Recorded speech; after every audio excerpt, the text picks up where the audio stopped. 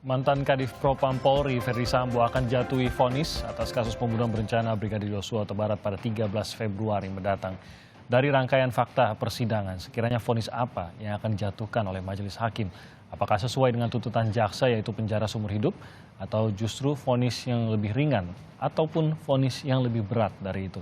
Kami akan membahasnya bersama sejumlah narasumber. Ada pakar hukum pidana dari Universitas Brawijaya, ada Pak Aan Eko Widiarto.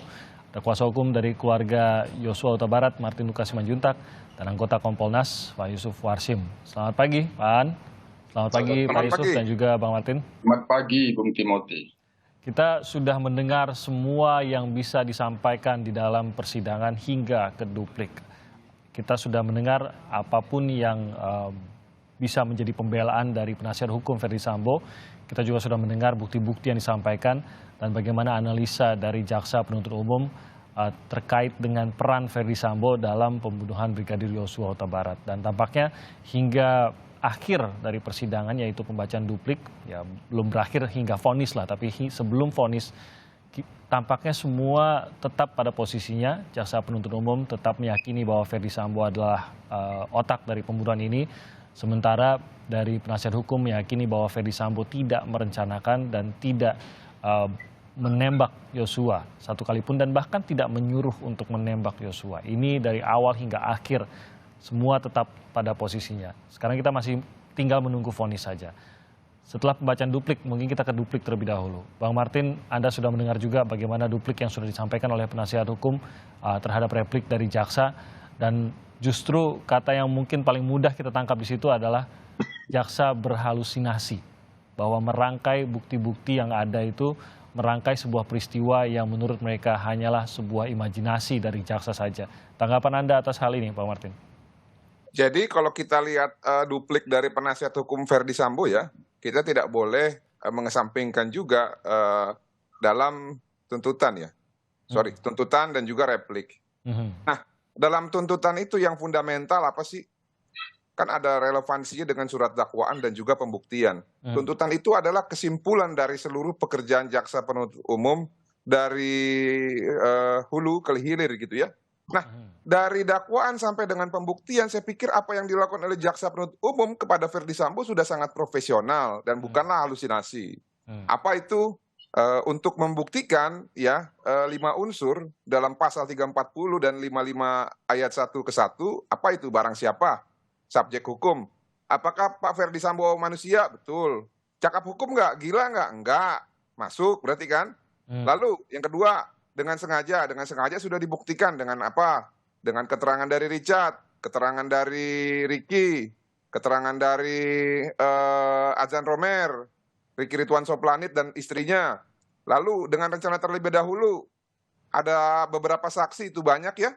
Lalu ada pendapat ahli kriminolog, ahli pidana, ada 2 orang itu yang dihadirkan jaksa. Bahkan ahli yang dihadirkan Ferdy Sambo pun mengiyakan bahwa itu ada unsur perencanaan gitu loh. Nah, lalu apalagi ahli-ahli yang lain seperti ahli CCTV, ya, ahli digital forensik itu, ya, dan ahli balistik dan juga ahli forensik. Lalu apalagi unsur yang berikutnya, merampas nyawa milik orang lain. Ferdy Sambo ketangkap tangan, menembak juga. Dan sampai saat ini ada pistol, ya, yang tidak identik dengan peluru siapapun dalam TKP tersebut yang tidak ditemukan. Nah, siapa yang patut dicurigai, ya, menyimpan pistol tersebut dan menghilangkan pistol tersebut? Yang memiliki pangkat tinggi, yang berkesesuaian dengan keterangan Richard dan juga keterangan forensik. Siapa itu yang terakhir di sana? Ferdy Sambo. Maka kemungkinan besar pistol tersebut dilenyapkan oleh Ferdy Sambo. Tapi oke lah, itu tidak jadi tolak ukurnya. Lalu apalagi? Pasal 55 ayat 1 ke 1 memerintahkan Don Plager.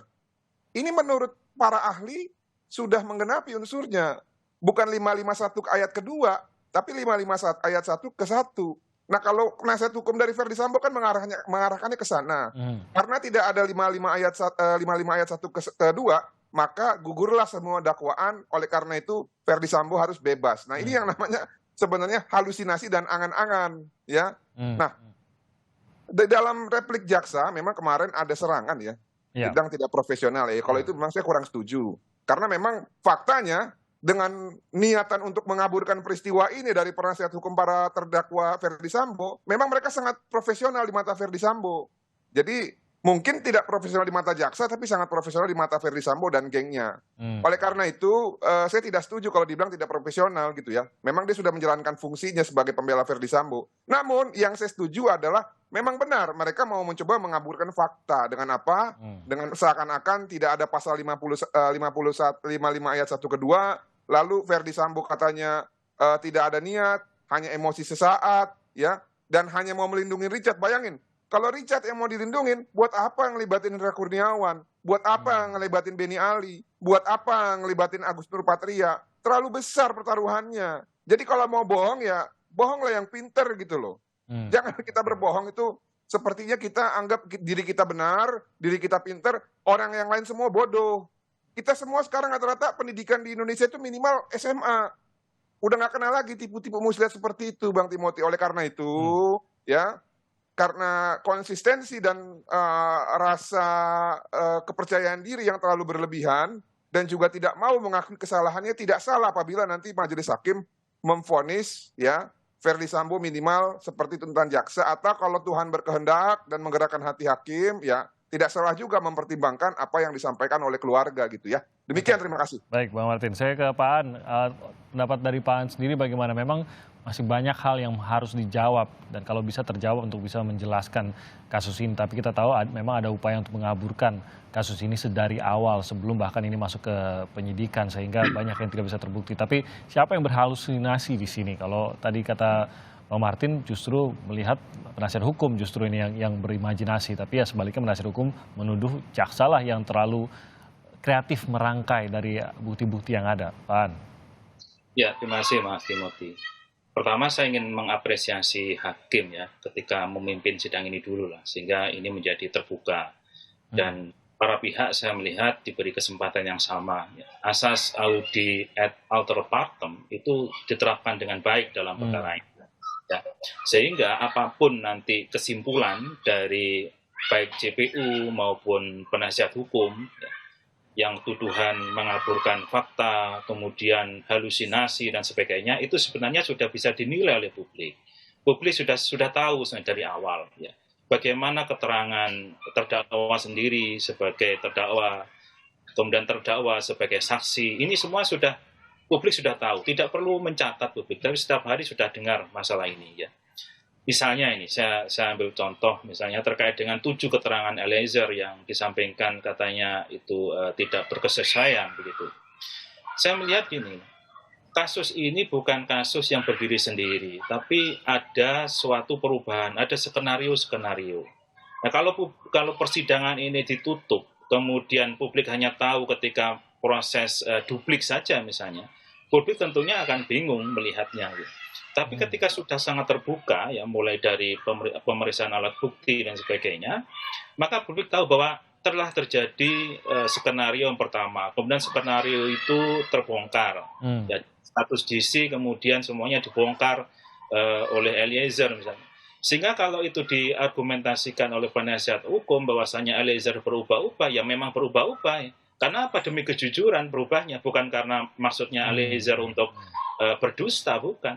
Justru berubahnya itu adalah tidak tahan dengan harus berbohong. Gitu. Ini kan satu hal. Kemudian yang kedua, salah satunya tadi keterangannya adalah tidak adanya senjata Glock 15 misalnya. Karena Eliezer mengatakan itu menembak dengan Glock 15, sedangkan Eliezer sendiri menembak Glock 17. Ya pastilah. Ya karena apa? Karena kan TKP pada waktu itu sudah dibersihkan. Gitu. Ya. Tidak mungkin itu bisa dihadirkan di pengadilan. Yang dihadirkan kan hanya untuk mengarahkan bahwasanya skenario-nya adalah tembak-menembak. Kalau tembak-menembak berarti hanya ada 2 senjata. HS miliknya korban atau almarhum, kemudian Glock 17 miliknya Eliezer. Sedangkan satu lagi ya mesti disembunyikan atau dihilangkan bahkan untuk tidak diketahui. Nah, baru diketahui kan karena adanya ketidaksesuaian ketika ada lubang yang di kepala itu ternyata nggak berkesesuaian dengan senjatanya Eliezer. Pertanyaannya ini punya siapa kan begitu. Nah kalau kemudian PH menanyakan itu nggak pernah dihadirkan, tidak pernah dihadirkan itu bukan persoalannya tanggung jawabnya Eliezer, ya kan? Ya karena itu justru lah, karena kasus ini banyak ada obstruction of justice dan sebagainya, itu sangat wajar terjadi penghilangan. Sama dengan rekaman di lantai 3, misalnya, di rumah Saguling gitu. Ya itu nggak ada ya, karena apa ya? Karena memang ada obstruction tadi. Jadi saya kira memang dengan hakim memimpin secara baik, terbuka, ya saya kira hakim itu yang mendukung adalah masyarakat banyak gitu ya, untuk bisa Ya, secara sederhana Pak An, tadi seperti dikatakan bahwa ada banyak yang hilang di sini seperti senjata, seperti bahkan telepon genggam Yosua. Eh, Semua saksi, semua terdakwa mengaku menyatakan sebenar-benarnya, seterang-terangnya. Tapi dengan adanya hilangnya beberapa barang bukti yang bisa dikatakan bisa menjadi barang bukti yang cukup kunci lah di sini untuk membuat kasus ini terang. Dengan sederhana bisa kita simpulkan entah siapa, tapi ada yang tidak berkata dan membuka selebar-lebarnya apa yang ia ketahui. Bisa begitu Pak An. Berarti hakim pun akan menangkap itu. Anda boleh saja mengaku jujur, semuanya mengaku jujur. Tapi dengan adanya beberapa benda yang hilang, yang tampaknya tidak mungkin hilang tanpa sengaja. Dengan adanya perusakan beberapa alat elektronik, yang juga tentunya tidak mungkin tanpa sengaja bertepatan dengan kasus ini. Ada pihak yang tidak jujur di sini, tinggal menemukan siapa yang sebenarnya masih menyembunyikan sesuatu, Pak An. Ya, itulah yang memang menjadi lubang hitam ya dalam perkara ini, karena tidak ditemukan buktinya itu. Tapi hakim kan tidak hanya melihat pada satu sisi tentunya, satu alat bukti satu sisi. Dengan sistem pembuktian kita, weight or negatif stelsel, bagi pembuktian kita adalah pembuktian yang negatif, maka bagi hakim yang diwajibkan minimal 2 alat bukti plus 1 keyakinan hakim. Dalam hal ini ya hakim mempunyai peran yang penting dengan keyakinannya gitu, dan yang penting hakim sudah punya argumentasi ya sebagai sebuah rasio desidendinya. Saya kira dengan persepsi publik yang sudah ada, ya bukan dalam arti publik menjustifikasi, tidak, tapi publik kan sudah tahu sendiri ya, apa yang sudah terbuka terjadi di pengadilan gitu. Nah, ini saya kira hakim punya dukungan publik yang sangat kuat. Oke, Pak, tanggapan dari Anda Pak Yusuf terkait dengan jalannya kasus hingga ke duplik kemarin, mungkin ada beberapa poin yang menangkap perhatian Anda? Baik, terima kasih Bung Timothy. Saya akan memberikan satu pandangan sebagai Kompolnas, tentu mengkaitkan bagaimana peran kepolisian bagian dari sistem peradilan pidana.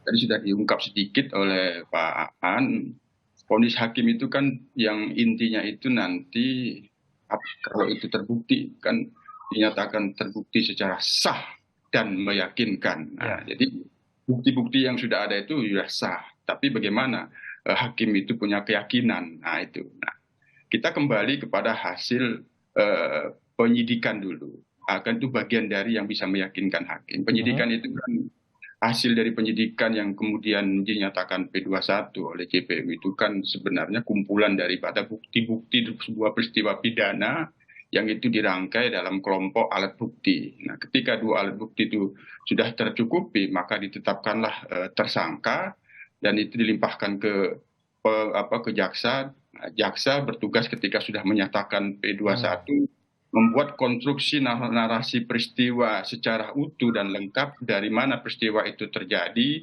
dengan menjelaskan peran bagaimana terdakwa dan bagaimana kesaksian-kesaksian itu disatukan dalam sebuah konstruksi peristiwa menjadi dakwaan. Tuntutan itu merupakan satu konstruksi yang mengkonkretkan daripada dakwaan. Konkretkan dakwaan itu dengan menyampaikan sebuah tuntutan dengan konstruksi bukti-bukti sehingga terdakwa patut layak untuk diberikan tuntutan sekian. Nah, hanya kalau kita lihat dari perdebatan ini kan pengadilan itu kan ruang perdebatan bebas. Nah, membuat konstruksi hukum. Hanya kami lihat tentu kalau kewenangan penyidik itu kan tidak berada dalam satu perdebatan filsafat hukum, tidak berada dalam satu perdebatan konstruksi hukum antara JPU dengan terdakwa yang dikuasakan kepada pendamping hukumnya, tidak merupakan sebuah perdebatan bagaimana satu pandangan sosiologis atas peristiwa itu, maka kan dihadirkan ahli kriminologi, ahli pidana dan sebagainya. Itu kan bagian dari sebuah perdebatan untuk mengkonstruksi peristiwa kebenaran secara sosiologis. Itu di luar wilayah penyidikan. Nah, Di dalam perdebatan pengadilan ini kita masih melihat kering sehingga muncul kata-kata atau diksi halusinasi. Sebenarnya semestinya itu tidak digunakan diksi-diksi halusinasi itu.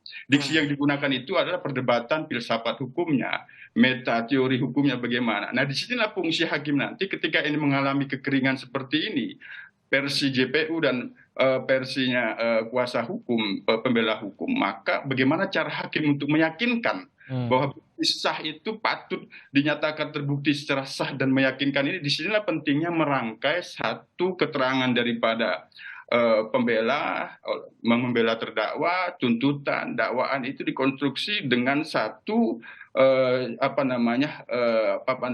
vonis yang itu mempertimbangkan segala hal. Salah satunya adalah bagaimana konstruksi filsafat hukumnya, misalnya terkait dengan motif, bagaimana perspektif filsafat melihat itu pelecehan, pemerkosaan, dan ada terminologi yang digunakan JPU ada perselingkuhan. Nah, bagaimana merencanakan sebuah pembunuhan berencana dalam konstruksi filsafat hukum, dalam konstruksi teori hukum kriminologi dan sebagainya, ini akan dikonstruksi hakim sehingga jatuhlah pada keyakinan hakim bahwa ini terbukti ada pembunuhan berencana. Kita sekarang masuk ke persoalan kunci yang kami lihat dari sejak awal. Kami sendiri Kompolnas dari sejak awal mengkomunikasikan peristiwa pembunuhan berencana ini, posisinya itu ada pada Eliezer.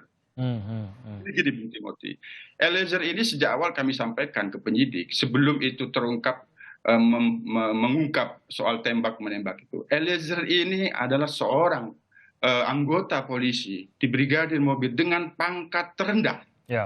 Kita garis bawahi. Dengan pangkat terendah, dia bekerja, ditugaskan mengawal jenderal. Itu terlalu jauh itu hubungan kekuasaan. Terlalu jauh itu hubungan hierarkis antara pimpinan dan bawahan. Terlalu jauh. Bagaimana seorang anggota kepolisian yang berpangkat barada bisa mengkonstruksi karangan-karangan cerita, bisa membuat sesuatu yang itu di luar kemampuan dan kompetensi dirinya. Itu kami sejak awal sudah melihat itu. Tidak mungkin. Misal terkait dengan keterangan Eliezer bahwa FS itu memberikan amunisi untuk diganti. Memang di situ ada satu kelemahan. Siapa yang menyaksikan FS memberikan amunisi kepada Eliezer? Tapi kita harus kembalikan lagi ke dalam posisi Eliezer. Sejauh mana kemampuan Eliezer itu untuk mengarang cerita, ada cerita dimasukkan amunisi dalam senjatanya. Ini tentu kami yakin akan dilihat oleh hakim nanti untuk membuat keyakinan apakah benar keterangan Eliezer ini dengan kesaksian yang seperti ini. Pak Yusuf, nanti kita akan lanjutkan lagi karena saya ingin juga ke sana bahwa perdebatan dari penasihat hukum adalah ini banyak yang berdiri sendiri menurut penasihat hukum. Nah, sebelum kita break, saya ingin dari Bang Martin saja, singkat saja sebelum, karena Bang Martin harus melanjutkan menuju agenda persidangan. Bang Martin, Anda yakin bahwa hakim bisa menjatuhkan vonis yang sama dengan tuntutan, dan apalagi keluarga apakah siap kalau memang bisa lebih rendah dari tuntutan karena adanya ruang bagi hakim untuk mengisi hal-hal yang meringankan yang saat ini kosong oleh jaksa? Ya, yang pertama bahwa hal yang meringankan itu adalah untuk membatasi supaya tidak vonis maksimal. Dalam hal ini tuntutan jaksa itu belum maksimal, Bung Timothy. Jadi seandainya pun ada beberapa yang dipertimbangkan hal yang meringankan, saya pikir masih bisa kalau kita mau vonisnya itu udah seumur hidup. Nah, apakah keluarga akan siap apabila vonisnya nanti lebih rendah dari tuntutan? Ya, kita lihat saja nanti ya. Tapi yang pasti terbuka peluang besar manakala dua perbuatan berlanjut ya kumulatif itu digabungkan dan dua-duanya terbukti sah dan meyakinkan, maka seharusnya minimal itu vonisnya seperti yang dituntut oleh jaksa kepada Bapak Ferdi Sambo. Demikian. Justru menjadi minimal seharusnya ya tuntutan tersebut. Baik, Bang Martin Lukas, terima kasih banyak sudah bergabung bersama kami. Akan melanjutkan ke agenda berikutnya. Nanti saya akan lanjutkan lagi di segmen berikutnya bersama Pak An dan juga Pak Yusuf. Terima kasih Bang Martin. Terima kasih. Tetap bersama kami. Kami akan hadir kembali lagi menghadirkan perbincangan ini usai jeda berikut ini. Kita akan lanjutkan perbincangan bersama Pak Aan Eko Widiarto, pakar hukum pidana dari Universitas Brawijaya, dan juga bersama Bapak Yusuf Warsim dari anggota Kompolnas. Pak Aan, terkait dengan apa yang disampaikan dalam duplik maupun dalam pledoi dari penasihat hukum, memang yang dipermasalahkan adalah banyak bukti-bukti yang dipergunakan, yang dipercaya oleh JPU, dan kita belum mendengar nanti oleh hakim, yang mereka anggap oleh penasihat hukum dianggap ini tidak didukung oleh bukti lainnya, walaupun tentu ini JPU akan berpendapat lain begitu. Tapi saya coba ambil dari argumentasi penasihat hukum yang mengatakan bahwa banyak bukti khususnya yang disampaikan oleh Eliezer yang berdiri sendiri. Tadi Pak Yusuf sudah mengungkap salah satunya terkait dengan pemberian peluru bagi Eliezer. Nah, apakah memang status justice collaborator sendiri ini sudah bisa menguatkan sebuah kesaksian yang diberikan, khususnya bagi yang minim saksi, yang mungkin seperti Eliezer dan Sambo yang memang hanya mereka berdua yang mengetahui apa yang berlangsung di situ gitu. Apakah statusnya yang menguatkan atau apa yang sebenarnya bisa menguatkan kalau memang ini ingin memperoleh keyakinan hakim, Pak? Ya, memang benar ya. Jadi adanya undang-undang tentang justice collaborator itu, jadi undang-undang ini kan yang ikuti apa yang sudah menjadi budaya hukum, khususnya di negara-negara common law ya di sana, itu memang diberikan privilege gitu ya untuk seseorang yang akan membuka kasus terang-terangnya, padahal orang tersebut terlibat bahkan aku di situ. Nah, ini menurut saya akan menambah keyakinan hakim ya, untuk kualitasnya. Walaupun dari sisi pembuktian, kalau hanya satu saksi memang bukan saksi, kan itu. Sehingga harus didukung ya, oleh alat bukti yang lain kesesuaiannya begitu. Misalnya ya soal tadi memberikan kotak peluru, kemudian kotak itu diminta untuk diisikan ke senjatanya Eliezer, kan begitu kan? Dan dalam keterangan Pak FS itu kan dibantah, enggak, saya nggak pernah memberikan itu kan, kita dengarkan begitu di persidangan. Nah, sekarang persoalannya adalah ketika outputnya itu kan berarti ketika penembakan ya, ketika itu sudah digunakan, ada berapa jumlah peluru yang ada di sana? Kalau hampir full, ya pantas diduga oleh hakim bahwasanya ya memang diisi begitu. Nah, kalau hampir full gitu ya, karena dalam keterangannya kan fullnya kalau nggak salah sekitar 17, cuman diisi 16 supaya nggak macet, alasannya Eliezer begitu. Gitu. Sisanya itu sangat banyak ya, memang hampir full yang diisikan itu. Nah, ini menjadi menjadi perkesesuaian tentunya antara keterangan yang ada dengan alat bukti dari balistik misalnya yang sudah menghitung berapa sih jumlahnya, sisanya, proyektilnya berapa gitu. Nah, jadi bisa dianggap buktinya begitu ya. Nah, ini yang saya katakan tadi, membangun apalagi sudah ada dari LPSK yang sudah memeriksa bahwasanya yang bersangkutan itu jujur, yang bersangkutan konsisten, kan dievaluasi terus. Nah, dalam hal ini ya tentunya di Undang-Undang Perlindungan Saksi dan Korban sebagai undang-undang yang tadi saya katakan ada konsep justice kolaborator di sana, ya ini menjadi kekuatan bagi hakim lah untuk mengadili masalah ini. Oke. Saya ke Pak Yusuf, mungkin Anda boleh menambahi kalau tadi Anda masih masuk ke sana begitu, bahwa banyak yang berdasarkan sebuah keterangan, tapi kita tahu, tadi juga Bang Martin mengatakan ini nggak terungkap nih. Kalau Eliezer andaikan tidak mengungkapnya, bisa-bisa kita masih pada tembak-menembak antara polisi begitu. Nah, nilai dari keterangan Eliezer ini menurut Anda, mungkin melihat juga bukti-bukti yang sudah dihadirkan, apakah ini akan bisa meyakinkan hakim dan tidak hanya berdasarkan satu kesaksian saja?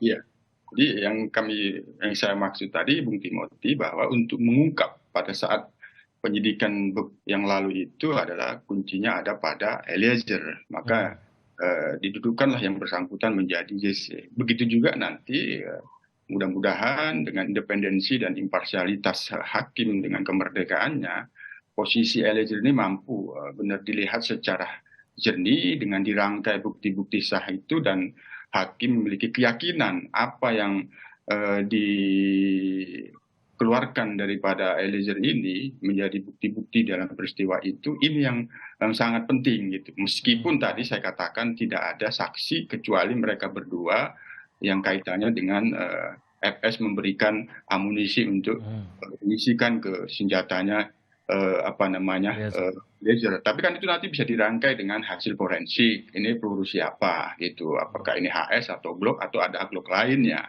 Itu yang pertama. Yang kedua dari reka tentang tembakan. Nah, tembakan itu ada yang patut dipertanyakan dalam posisi kalau gitu direkonstruksi. Ada tembakan di atas dinding yang itu kamar yang berada Putri. Itu kalau dikatakan tembak menembakkan, posisinya seolah-olah almarhum itu posisinya di pintu, Eliezer di tangga. Itu tidak masuk dalam logika. Hanya dua senjata gitu.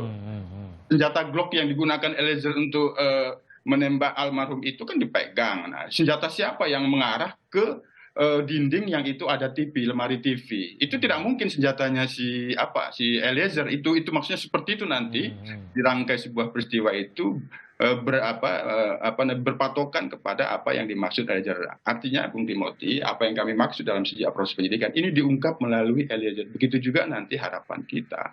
Hakim bagaimana membuat keyakinannya secara filsafat hukum, secara yuridis, bahwa apa yang keterangan, kesaksian daripada Eliezer dalam posisi terdakwa itu tidak karangan-karangan. Secara psikologis, dia seorang anggota polisi yang berpangkat rendah, tidak mungkin memiliki kemampuan untuk mengarang cerita secanggih itu dalam sebuah konstruksi tembak-menembak yang dari sejak awal yang itu dikonstruksi oleh FS. Itu maksud saya, Bung Timothy. Dalam hal ini nanti kita menunggu vonis hakim. Mudah-mudahan hakim benar-benar melihat secara jernih, hati nurani dengan kemerdekaannya, dengan melihat apa yang keluar daripada Eliezer. Itu, Bung Timothy, kami melihatnya. Oke, Pak An, saya mau berbelok sedikit terkait dengan isi dari replik dan dupliknya begitu. Dalam repliknya jaksa menyatakan bahwa ada berbagai upaya yang bukan hanya datang dari terdakwa tapi justru dari penasihat hukum terdakwa, bahkan mengatakan bahwa ada sebuah kerjasama antara atau bahkan berada di tim yang sama, dikatakan ada para pengacara dari Ferdy Sambo, Kuatmaruf, Ricky Rizal berada di tim yang sama, otomatis Putri Candrawati karena sama dengan pengacaranya Ferdy Sambo begitu. Nah, Anda sendiri melihat apakah memang ini boleh dimasukkankah, seharusnya disampaikankah dalam proses persidangan tersebut, atau harus ada pembuktian lagi kah kalau memang mereka mencurigai adanya apa yang tadi disebut Bang Martin, justru ini profesional, tapi profesional yang diinginkan oleh Sambo, begitu Pak? Ya, ini kasusnya memang di-split ya, perkaranya di-split maksudnya, tapi persidangannya kan jadi satu semuanya dan sama gitu. Ada kalanya dipisah, ada kalanya masuk bersama-sama gitu, sehingga ini menjadi kalau cross-check itu bisa cross-check secara langsung begitu. Dan terbuka ya, kita senangnya tadi adalah terbuka ya, semua pihak diberi kesempatan yang sama kemudian terbuka sehingga orang di luar sidang pun bisa melihat gitu. Nah, kesempatan pun yang diberikan baik kepada Eliezer, kepada FS, kepada PJ, kepada Kuat, kemudian RR, ini kan sama juga semuanya, semuanya kepada duplik. Ini kan kesempatan yang sama. Nah, otomatis dalam hal ini ya semuanya bisa berkreasi sesuai dengan kepentingan masing-masing. Hukumnya kan tentunya berbeda-beda walaupun sama-sama di lokasi. Yang intinya kan tujuannya adalah membebaskan diri sendiri semua ya. Bagi pihaknya ya bagaimana bisa membebaskan kliennya. Kalau bisa itu sampai bebas. Kalau nggak bisa sampai bebas ya berarti sampai meringankan ya daripada yang sudah dituntut oleh jaksa. Itu saya kira seperti Pak Yusuf tadi sampaikan itu hal yang wajar ya. Tapi jangan sampai memang dalam hal ini bumbunya terlalu banyak. Bumbu banyak itu ya tadi sindir menyindir ya, merendahkan profesi, mengatakan ini halusinasi, dan itu kan bukan fakta yuridis begitu ya. Ya itu bumbu yang ya sebenarnya tidak kurang pas untuk pendidikan hukum masyarakat ya. Ya lebih baik sebenarnya fokus. Kalau memang bisa begini, taruhlah halusinasi, tapi halusinasinya itu jangan ditulis ya di dalam replik duplik atau kemudian tuntutan. Jadi itulah kemudian apa yang sudah disampaikan argumentasinya ya kemudian dipatahkan dengan fakta yang ditulis dalam persidangan tanggal berapa disampaikan begitu. Nah, ini yang harusnya langsung beradu data ya. Beradu data artinya fakta pengadilan yang sudah terungkap begitu dan alat bukti yang ada. Nah, saya melihat sebenarnya dua-duanya sudah menyampaikan itu di dalam surat tuntutan, jaksa sudah menyampaikan bahwasannya menurut keterangan A, B, C dari saksi ini, saksi itu sudah ada gitu ya. Cuma diputuskan menambah bumbu lah baik jaksa maupun penasihat hukum gitu ya dengan kata-kata tadi ya. Itu yang saya lihat sekitar 6 menit lebih itu ya bumbunya di depan itu dan sangat tajam ini kan menghantam profesi ya, itu saya kira kurang pas untuk disuguhkan. Oke. Pak Yusuf, yang terakhir saya ingin bertanya terkait dengan pengawasan juga dari Kompolnas nih terkait dengan kasus ini, atau mungkin pada tahapan ini tentu saja kita serahkan pada pengadilan lah ya, tapi terkait dengan komentar bahwa masih ada gerakan bawah tanah yang mencoba untuk meringankan vonis terhadap Ferdy Sambo. Kalau sebelumnya kita sempat berbicara dengan IPW mengatakan kayaknya ada yang ingin berat, ada yang ingin ringan, tapi tampaknya udah satu arah nih, ingin mencoba meringankan. Nah, terkait dengan hal ini sendiri, apakah kita bisa mengawasinya, Pak Yusuf? Tentu kami sebagai pengawas eksternal kepolisian dalam hal ini tentu yang kami pastikan tidak ada oknum-oknum anggota kepolisian yang menjadi satu rangkaian untuk memberikan semacam langkah-langkah yang itu tidak sejalan dengan norma etika dan norma hukum yang itu menjadi larangan bagi anggota kepolisian. Biarkan persoalan kasus pembunuhan berencana Brigadir Joshua dituntaskan di pengadilan secara adil. Jadi itu hanya memang sebelum kasus ini divonis dan mendapatkan putusan pengadilan yang berkekuatan tetap, tentu Kompolnas belum bisa tidaknya. Kami terus memantau kalau memang ini nanti hak daripada terdakwa setelah divonis mengajukan apa itu namanya banding, tentu itu kan hak hukum ya, tidak bisa larang-larang. Nah, kami terus akan memantau dengan memastikan tidak ada oknum-oknum anggota. Ya tentu kan bagaimanapun FS masih punya teman, masih punya jaringan yang bisa dikatakan dimintakan bantuan. Tentu ya namanya bantuan itu barangkali doa. Nah, itu wajib bagus kalau itu bantuannya doa. Tapi kalau sampai terlibat dalam apa yang dimaksud Pak Menko Kompolnas bagian dari gerakan bawah tanah, itu yang akan kami pastikan terus kami pantau, Bung Timothy. Jadi pengawasannya bahkan kalau memang nanti ada banding juga harus terus dipantau karena banding perhatiannya tidak sebesar pada saat kita mengikuti sidang seperti ini tentu saja, karena prosesnya akan berbeda, tidak melalui persidangan seperti ini. Ya, jadi kita apresiasi bahwa pengawasan akan terus dilanjutkan dan kita nantikan bagaimana vonis dari hakim terhadap Ferdy Sambo dan terdakwa lainnya yang rencananya sudah dijadwalkan pada tanggal 13 Februari 2023. Terima kasih atas waktunya Pak Yusuf Warsim, Pak Neko, terima kasih atas waktunya bersama kami pagi ini. Salam sehat Pak Yusuf dan juga Pak An. Selamat pagi.